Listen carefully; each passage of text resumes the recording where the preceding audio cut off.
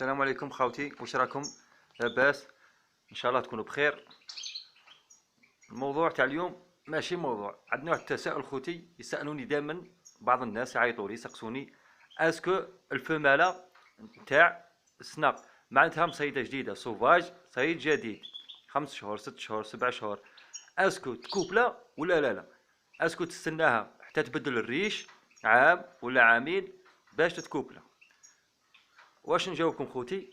هنايا راه عندنا هاي وين عندي فماله، هذه مصيده في الصيف، هاي عندها تقريبا 7 شهور ولا مصيده فيو كبيره، معناتها عندها تجربه برا في الطبيعه وموالفه سكوبلا في الطبيعه، على الاقل عندها تجربه عام ولا عامين، هذه باينه كبيره، عندها 2 ولا 3 ولا كبيره. واش جاوبكم خوتي؟ تقدر تكوبليها.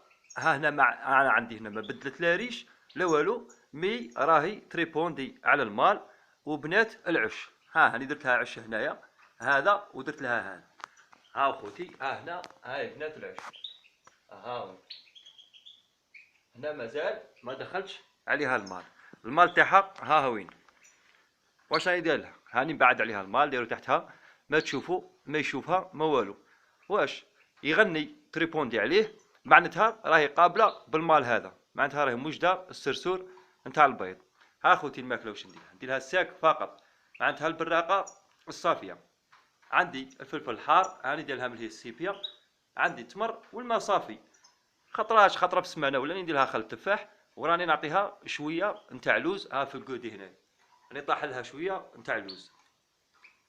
معناتها خوتي تقدر تكوبلي. العام اللي فات كوبليت بفماله سوفاج كيما هذه عندها 7 شهور، كانت ماشي راتبه، هذه على الاقل راهي راتبه مليحه، مادامها تريبوندي على المال وتفرش عليه، معناتها راهي قابله بلا كوبلومون،